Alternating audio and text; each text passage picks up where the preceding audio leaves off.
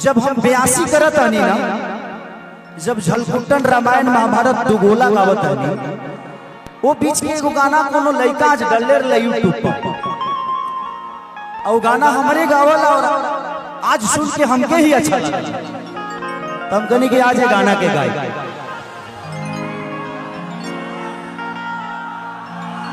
ढेर दिन से सपोर्ट नहीं मिला का वीडियो बनावे छोड़ दी कि पता चल गइल बा मम्मी के छुवता है मौसम के। बहुत सारे गाने आप सबके बीच में गाऊंगा आया और मुझे लगता है कि सबने गा लिया है कि कुछ कुछ बाकी भी होंगे लोग, सब लोग गा लिया।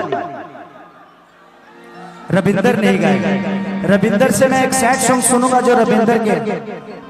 अच्छा, बिल्डरवा का पापा भी नहीं गाया। बहुत बड़ा स्टार है यार तू, पूरा दुनिया में छाया हुआ है। कि पीड़ा के तार के झनकार तू सुनाए आजा,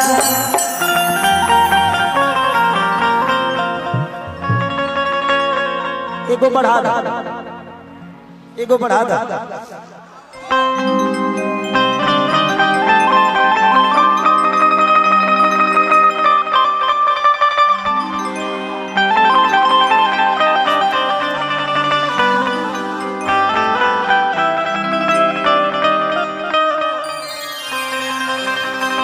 बिड़ा के तार के झनकार तू सुनाए आजा,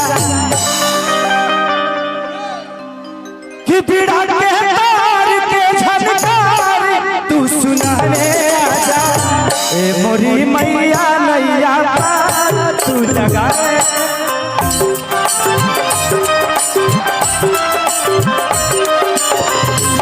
मोरी मैया नैया पार तू लगाए आजा।